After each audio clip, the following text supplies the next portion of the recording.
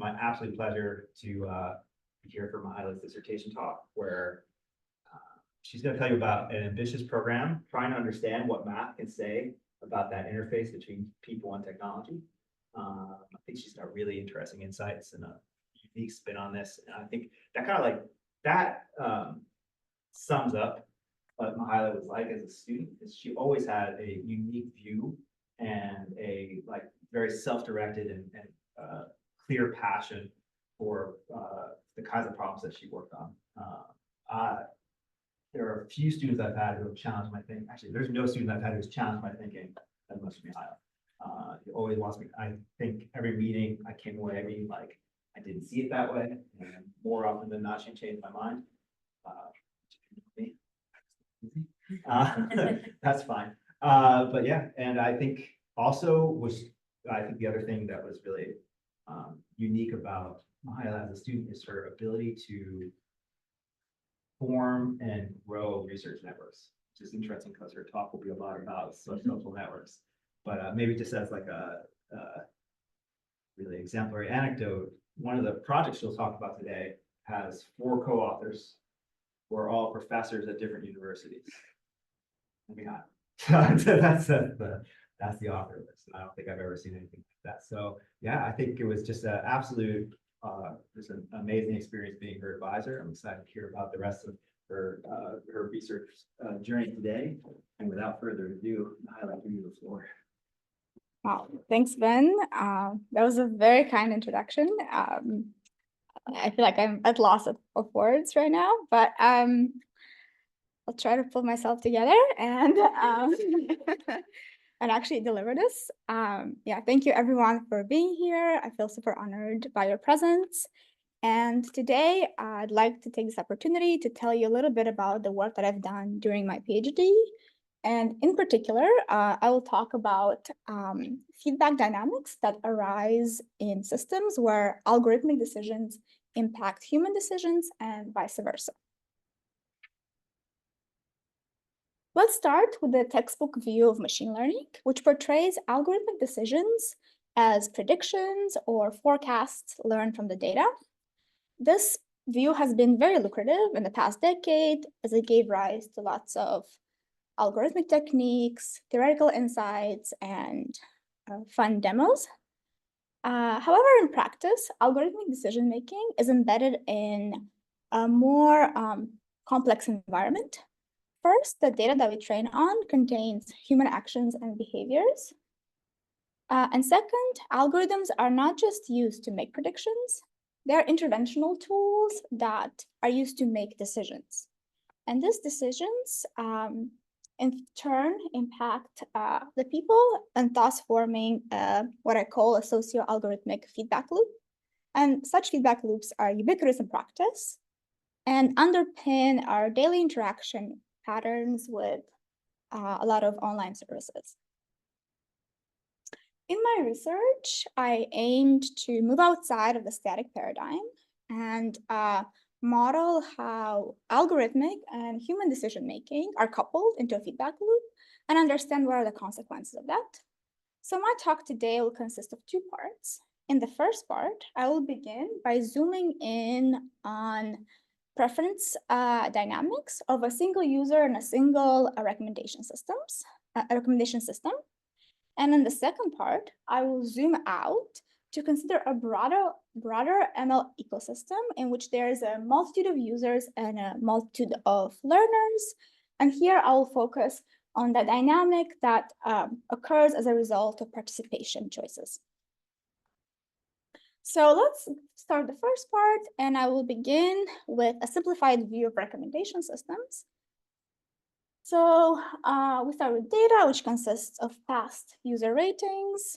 A recommendation algorithm first learns a data-driven scoring rule that measures affinity between users and unseen pieces of content. Just to be concrete, here's a few examples. For instance, an item neighborhood model can be casted as a scoring model in which the predicted score for an item J is just a weighted average of similar ratings. weighted average of ratings of similar items. Another example are factor models, which learn user and item embeddings. And they model the predicted score as an inner product of those embeddings. Next, we have a selection rule that, based on the scores, selects items to recommend. A popular example of a selection policy is the softmax selection, which preferentially samples items that have higher scores, and the skewness of the sampling distribution is controlled by the temperature or the exploration parameter beta. And then next in this model, the user, given a recommendation, returns a rating. And finally, this is being fed back into the data, thus creating a feedback loop. So let's unroll the dynamics over time and think about recommendation as a sequential process where content is recommended as a function of, as I said earlier, learned scores and selection rules. Users, again, respond to their rating. Recommendations respond by retraining and updating scores. So going back to our working examples, we can write the update for, let's say, a neighborhood model as the score for an item J is the score of the previous time step plus a correction term that tells me how much was I wrong between the rating that I got from the user and my previous prediction of item V, and some algorithmic specific similarity that differs depending on what the algorithm is. And this captures how similar is this item J that I'm trying to update the score of and the item V that I just was recommended. And it's useful to think of it in this way. Broadly, there has been a lot of interest to study these feedback loops, and these types of dynamics have been used to implicate recommender system in the amplification of lots of negative effects, such as homogenization, polarization, filter bubbles, extremism. Other work instead used some of these models to show that opinions are remarkably stable with regards to recommendations, and that recommendations are somewhat moderating rather than extremizing per total. So I think a lot of the conclusions that you can draw really depends on the perspective that you have on human behavior with respect to a model. And here I think it is illustrative to present two ends of a spectrum, with manipulation on one end and agency on the other. So first, the manipulation perspective echoes concerns that users and their preferences are very steerable and can be influenced by the decisions of a recommender. And conversely, the agency perspective assumes that people are sophisticated and strategic and have the ability to steer and instead influence recommendations themselves. So let's start first with the steerability of user perspective. And here we posit that content recommendations are very influential and have a big role in the formation of tastes and preferences.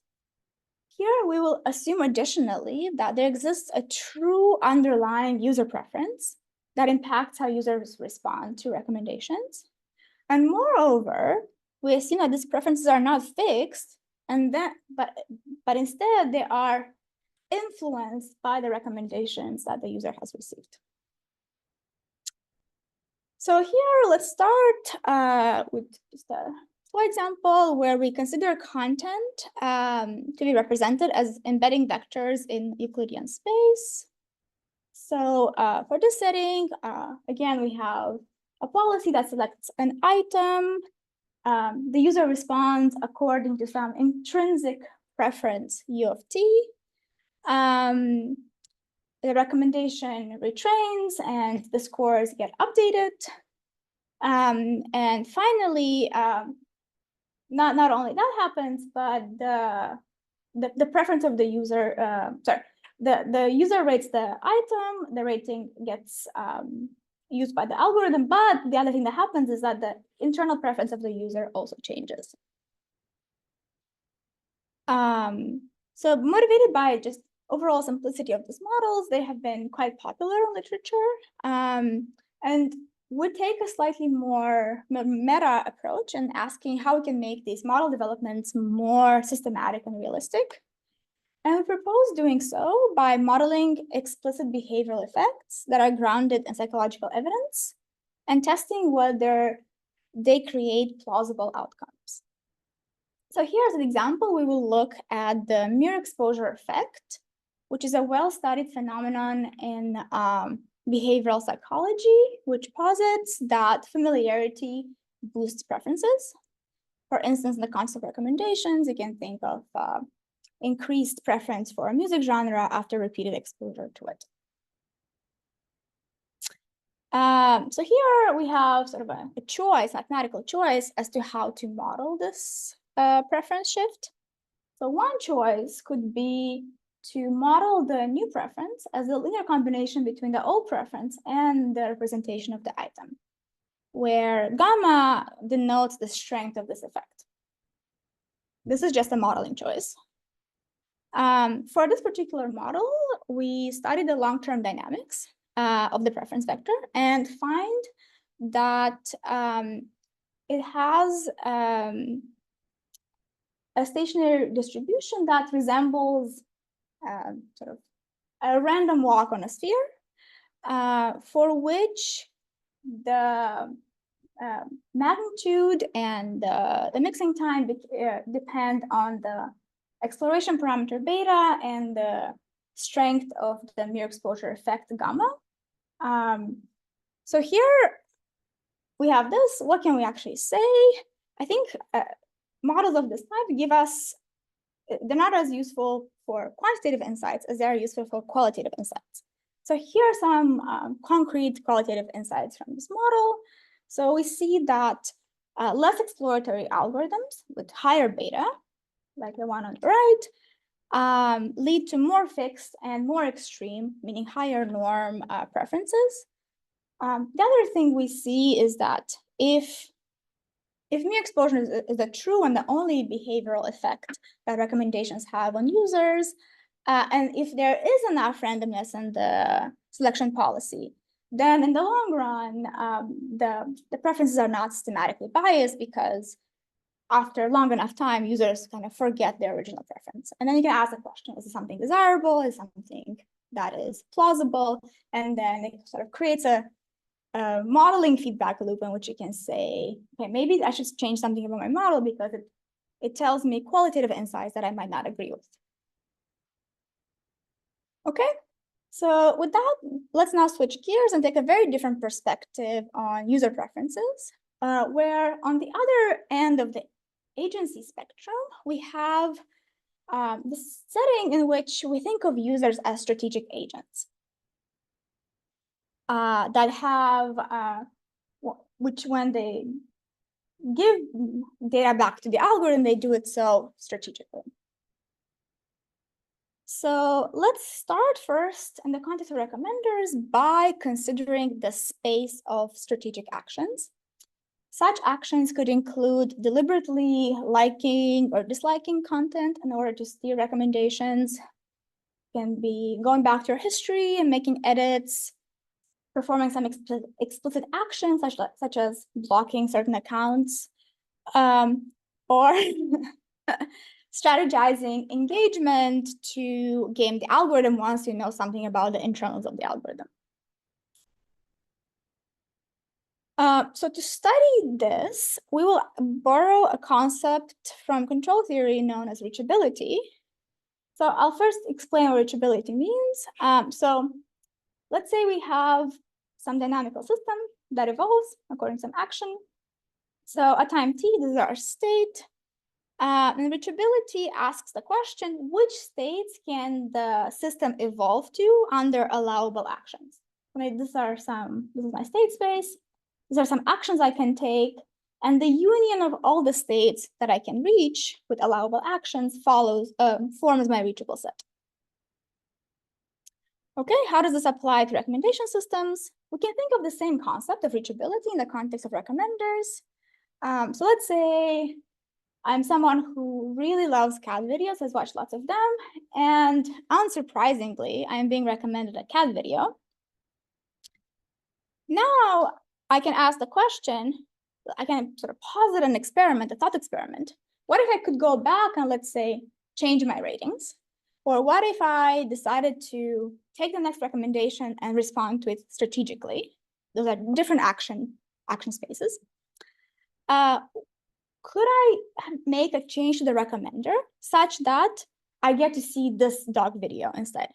Do I have that agency to do that? Do I have that ability to steer the algorithm in that direction? So intuitively, by defining reachability, we want to measure how responsive is an algorithmic decision with respect to allowable user actions.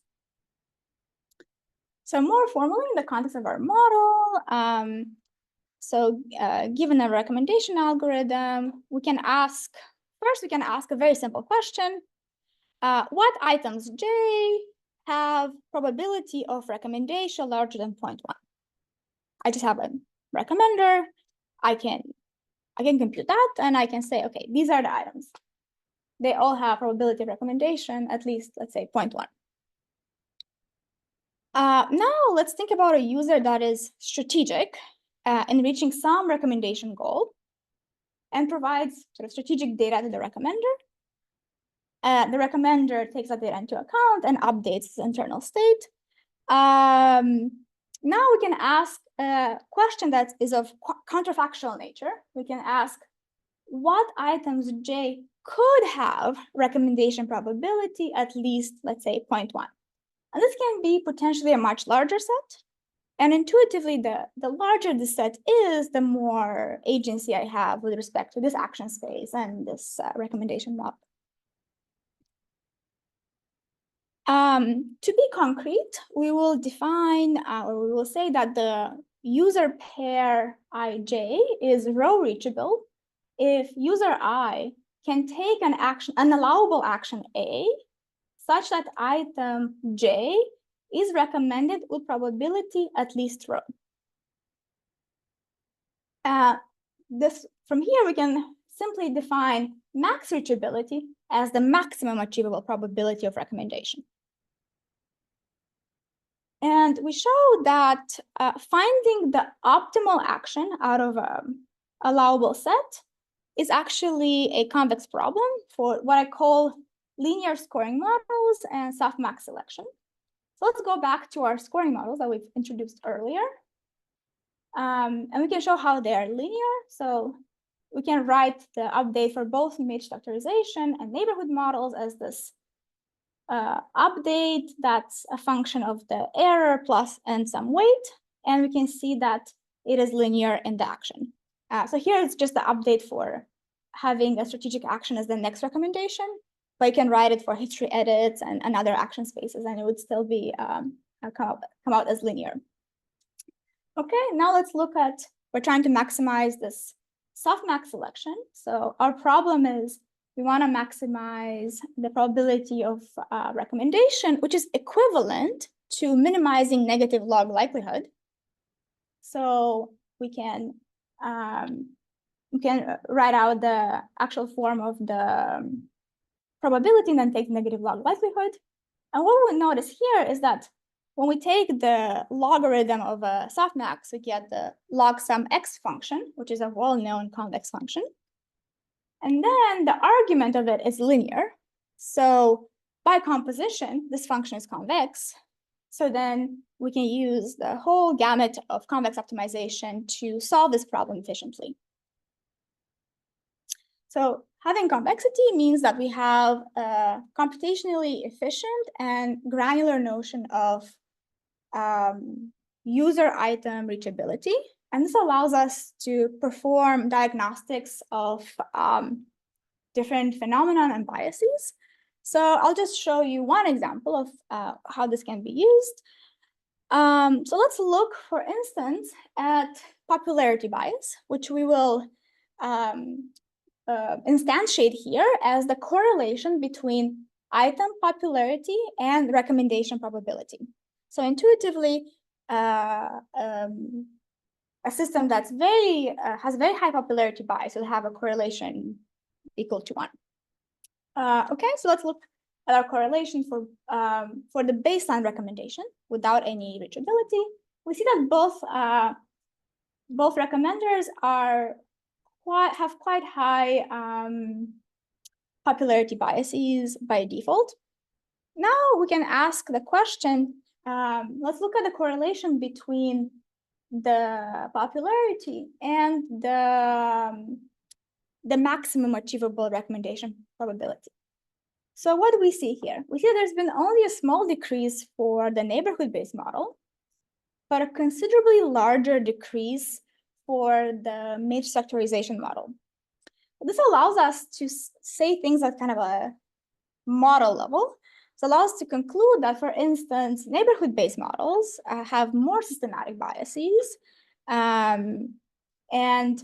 whereas models like the factorization-based models, even if they have biases to begin with, they are avoidable, or at least users have the potential ability to reach niche content if they so desired. Okay, so just to give a summary of this part, we looked at user actions and user behavior from 2 different and somewhat opposing perspectives. So when looking at how recommendations impact users and trying to understand the long-term behavior of that, I think it's very important to look for models that have grounding in psychology, behavioralism, and things that we can actually are not just convenient mathematical artifacts. When looking to understand how people can impact algorithms in turn, we've proposed stochastic reachability as a way to effectively measure the reactivity of a system. And finally, both of these can be used to diagnose system biases and sensitivity to different algorithmic parameters. There's a lot of interesting directions of future work that I'm very excited about. So one kind of player in this dynamic that is missing from this is the content creators. If anything, they have a lot more incentives to either be strategic or be influenced by the recommendation decisions. Another line of work that I've been working on, but I will not present today, is working on identifying and validating behavioral effects experimentally from panel data, from A/B tests and stuff like that. And finally, I'll be very curious to see if we can look to synthesize some of this results into design principles for a recommendation system. So for instance, if we know that allowing people to re-rate past content opens the door to them discovering content that they wouldn't be able to discover otherwise, maybe that's a useful design decision in a recommender. Okay, so with that, okay, we're just on time, perfect. I will switch gears and we will talk about another line of work that zooms out to study feedback-driven dynamics at the level of a market. And this market consists of multiple algorithmic learners on the right and multiple users on the left. So to further motivate the switch from the preference dynamics that we were talking about earlier to this participation dynamics in the context of recommenders is to note that in practice, perhaps the most natural way in which users express agency or express their preferences is by making participation decisions, whether to participate or not participate in a market. For instance, users can decide to switch from, I don't know, Pandora to Spotify, or even, I might decide to no longer use a music streaming service. So let's start talking about participation dynamics in the context of a single learner. So let's assume that we have a setting in which users participate depending on the service quality. For instance, we can imagine that if the performance or the prediction quality of a service falls below some threshold, then the user would stop and decide to no longer use the service. Okay, so let's imagine here we have, it's actually a picture from another paper. Let's say we have two groups of users, A and B, and both of them, they want to be correctly classified. And let's say initially there's a single learner that uses data from both groups, and the initial classifier is just a straight line that reflects the fact that we're only using a linear classifier. Okay, let's say because of some perturbations, at some time, the learner becomes slightly biased in the favor of group A. Now, members of group B will leave the market, further exacerbating the bias, such that by the end, the learner only serves a half of the market. So here, this, as I said earlier, creates the self-reinforcing feedback loop as the learner retrains. And this has been studied in the single learner context and has been shown to lead to the notion of representation disparity. Okay, now let's see what happens if you have multiple learners. So I'll introduce that setting. So let's say we have, instead of thinking of users, I'll think more broadly of subpopulations of users that are labeled 1 to n. And similarly, we have learners 1 to m. Each subpopulation has a vector participation alpha that lives in the simplex that captures how does a subpopulation of users distribute itself over different learners. Just as a note here, you can think of a subpopulation as a single user and think of the distribution of time as this alpha. So it's not necessarily that you have to have different users together in a subpopulation. So that's on the user side. On the learner side, we have that each learner has a corresponding parameter that parameterizes their decision. Let's say it might be the parameter of a linear regression that's being used to predict something. So now we further define this risk, Ri of theta j, to be the risk that the subpopulation I experiences when using theta j. Okay, now with this, we can talk about the risk that the subpopulation experiences and the risk that the learners experience. So the risk of the subpopulation is just a weighted average with respect to the participation vector. And similarly, the risk is, again, an aggregation of, the average risk over the mixture distribution of subpopulations that each learner observes at every time point. Okay, so in studying this, we will make a very general assumption, which is that each subpopulation favors learners with lower risk. So this can be something as simple as when observing the difference in quality between two services, a particular user will decide to transfer an hour of time from the worst service to the better service. It can be anything. This is just an example. Similarly, we make a very general assumption about the dynamics of the users. We just say that they optimize for accuracy based on their observed data. And this can be something like as the data that they observe changes, they can fully retrain, they can do some gradient steps, they can do anything. Okay, so broadly, we call this dynamics risk reducing. There's some more technical notions for the things to hold that I will talk about later, which is that they have to be risk reducing in the limit, which means that if one party stays constant, the other one will eventually minimize the risk. But we can forego that for now. Yeah, so we have a setting in which users shift their participation based on service quality, and learners respond by updating their models according to some functions, let's say new and mu. This allows us to talk about equilibrium. So an equilibrium state, alpha theta, is a fixed point of the updates mu and nu.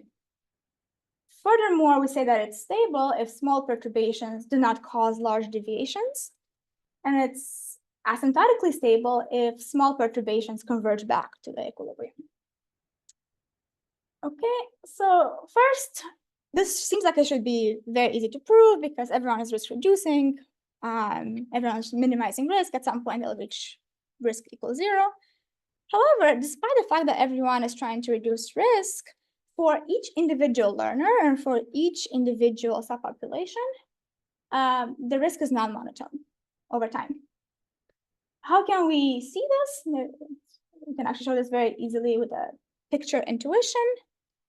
Okay, so here's an illustration of this. Let's say that, okay, this is my, this is the risk that learner J is experiencing.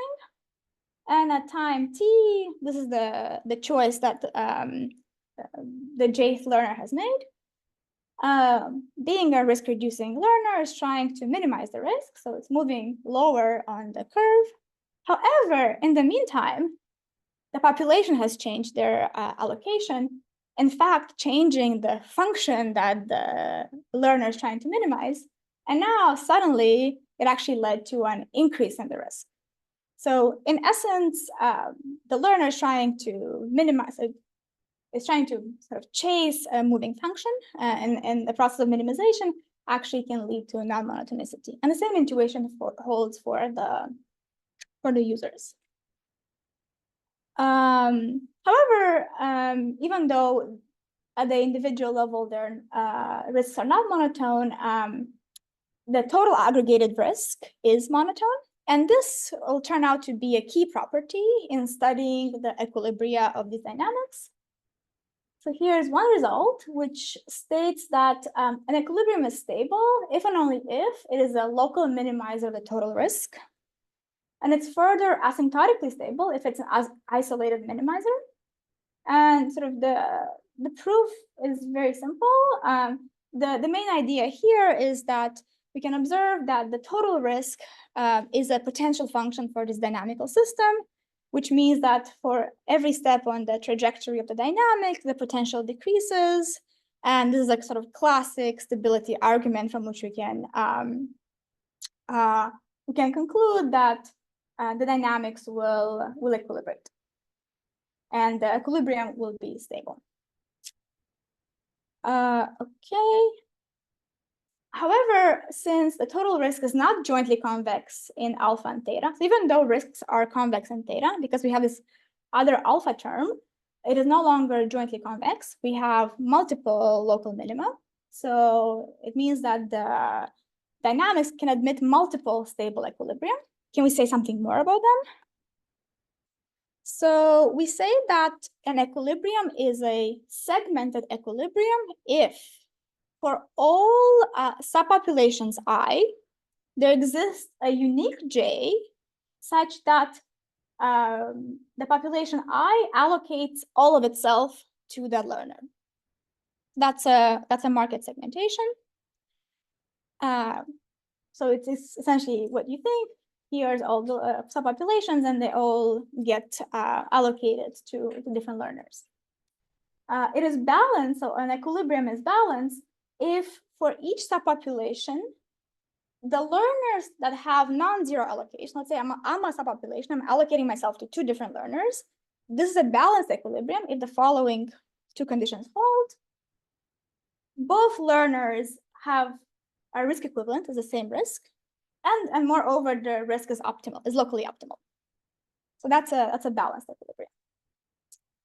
So this leads us to the main result, which is that all stable equilibrium must be either segmented or balanced. No other equilibrium is stable. I have a kind of a cute proof sketch. So as we noted earlier, the total risk function is linear in alpha because it's just the inner product between the probability vector and the risks, right? So it's linear in alpha. So it means that for every fixed theta, we can draw the risk function as some line. For another theta, it would be a different line. Okay, so now we can do partial minimization. We can define f of alpha as the minimum over theta of the total risk, right? So now let's actually draw all the theta, right? So if we do this, we notice that f of alpha is the pointwise minimum over linear functions, which, if you remember your convex optimization, means that f of alpha is concave because it's the pointwise minimum over linear functions. So now what are we trying to do? We're trying to minimize the concave function. So let's write the equilibrium alpha as the minimizer of f of alpha. All right, so now we're trying to minimize this red function, which is concave. What do we know about this? We know that the minimizer of a concave function over a bounded domain is at one of the boundary points. So let's say in this case here. What is a boundary point? What's our domain? Our domain is a simplex. A boundary point in the simplex is exactly sort of a vector that has one and only one coordinate, which corresponds to that particular, which corresponds to market segmentation, unless sort of the function has the same value over a face of the simplex, and that corresponds to the balance condition. Finally, now that we've characterized the equilibria, we can study the welfare and fairness implication of risk-reducing dynamics. So we will consider social welfare to be inversely proportional to total risk, meaning higher risk, lower social welfare. And we will think of fairness as the worst case risk over subpopulations. So we have a sort of a mix of results. First, the equilibrium of these dynamics, at least locally, they maximize social welfare. However, maximizing it globally is NP hard because it is at least as hard as clustering, as finding the optimal clustering. As you saw kind of in the other picture, like we want to find what's the right subgroupings of populations together to learners, and that is at least as hard as clustering. And improving overall welfare does not guarantee worst case risk. For instance, if we were to increase competition, which is adding more learners, we would decrease the risk or increase social welfare equivalently. However, by adding competition, we can actually increase worst case risk, and I can kind of illustrate that with a sketch. Let's say we have 3 populations, A, B, and C. And initially, A and B are bigger and C is a minority. Initially, we have a single learner just because of the geometry. It is centered on the middle population. The C is doing very well, A and B not so much. Now we add a new learner. We improve overall quality of the service. So now, as a result of the dynamics, learner 1 and 2, they center on the larger subpopulations, leaving C behind. So the worst case risk actually increased, even though the overall welfare improved. Okay, so this brings me to the concluding slide of part 2. So a couple of key points. Here we have studied a broad class of self-interested but myopic dynamics. At no point were either learners or users predicting or trying to strategize with respect to each other. And we saw that in this case, for a very broad class of dynamics, we saw that market segmentation emerges as a natural property. But even though segmentation typically has like a negative connotation, at least in this setting, the social optimal allocations are also segmented allocations. And they are the equilibrium of these dynamics, which is at least a good thing. There's a couple of future directions that we're actively working on. Moving this to finite samples. This is analysis at the population level. Once you have data, there's bias, variance trades-off that might change how these dynamics play out. As I mentioned earlier, we looked here only at myopic updates, looking at alternate participation dynamics, where users are strategic or maybe don't have complete information of the quality of service of different learners. And similarly, alternate learning dynamics, where here perhaps learners are trying to sort of play a more conventional game and trying to win market share. Okay, with that, I want to say thank you. The talk is based on these 3 papers that I had wonderful collaborators. So thank you to them, and thank you for listening. Now we get to the fun part of the talk, which everyone is here for. So first and foremost, I want to thank Ben for first for the for the amazing intro that kind of it like took me by surprise. And it took me like a couple of minutes to get back. Yeah, Ben has been very generous with his time, with his knowledge, and most of all with his kind of intellectual freedom that he gives all of us, and has been a wonderful experience working with you. I am very happy that my committee members are here today, and I'm grateful to Nika, Murat, and Yishin for all their help along the way. Finally, you know, I've laid down a pretty straightforward path with from day 1 to today, with kind of clear 3-paper benchmarks that that made it into the thesis, but the reality was much more complex and windy. There have been moments of joy, moments of eureka, celebration, fires, global pandemics, and lots of other things. But I wouldn't be able to be here without my wonderful collaborators, and I want to take kind of a moment to acknowledge people individually. I'm super grateful to Georgina and Amir Ali, who were my advisors in undergrad, who sort of introduced me to the world of research, and I don't think I would have been here if they weren't so kind and so patient with me. Then we have Mike, who was my first manager at Microsoft, who just gave me complete freedom to do research while still getting paid. It was wonderful.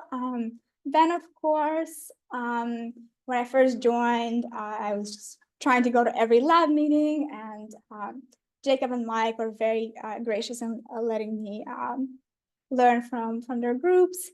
That's how I met Serena and Yish, and sorry.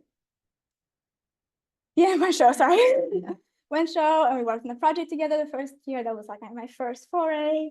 Then in one of Mike's group meetings, Carl was giving a pitch for a project, so I joined him, and Alex and Sarah. And then Sarah has been, throughout this years, an incredible role model and wonderful collaborator, and someone that I really look up to.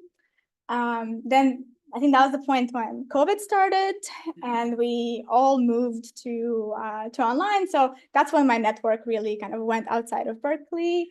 And I started collaborating with Andy. We worked on some COVID thing because we were all epidemiologists at that time. Then I met, through MD4SG, I met Yishin and Andy, and they both have been very, like, sort of one of my longest collaborators since.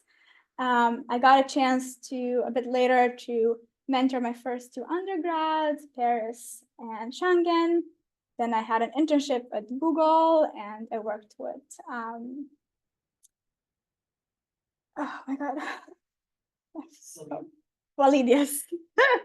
And he's been an amazing example of sort of preciseness, and I'm definitely hoping to learn that more from him. And there's a long series of other people that have helped me along the way. Yes, and I must admit, like, remembering names is the hardest thing for me. So I was like very scared for this slide, and I'm happy that I only forgot to. Okay. Of course, our wonderful lab in its current incarnation, and the many members that it had in the past during my time here. It's been a wonderful experience. And of course, I'm grateful to my friends, my family, and Berkeley Sunsets that definitely kept my sanity, especially in the first couple of years. And finally to food. As you can tell, cooking has become sort of my biggest passion, and it's the way I express my love, and that's why I hope you can enjoy it as well. I live in a co-op with 60 people, and I get to cook once a week for everyone, and this is my source of joy. Okay, and I'm grateful to Sanjeet, my fiance, who has been the steadiest rock that I could have hoped for, especially in the past year, and helping me graduate and grow. And I'm very excited to have his support. And finally, my biggest supporters who have been there.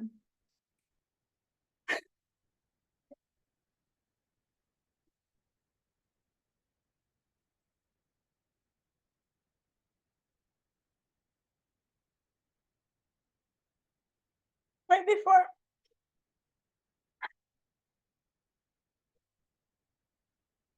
I couldn't have done anything without their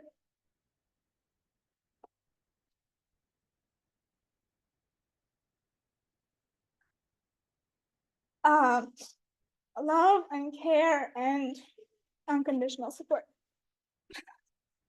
Okay, that's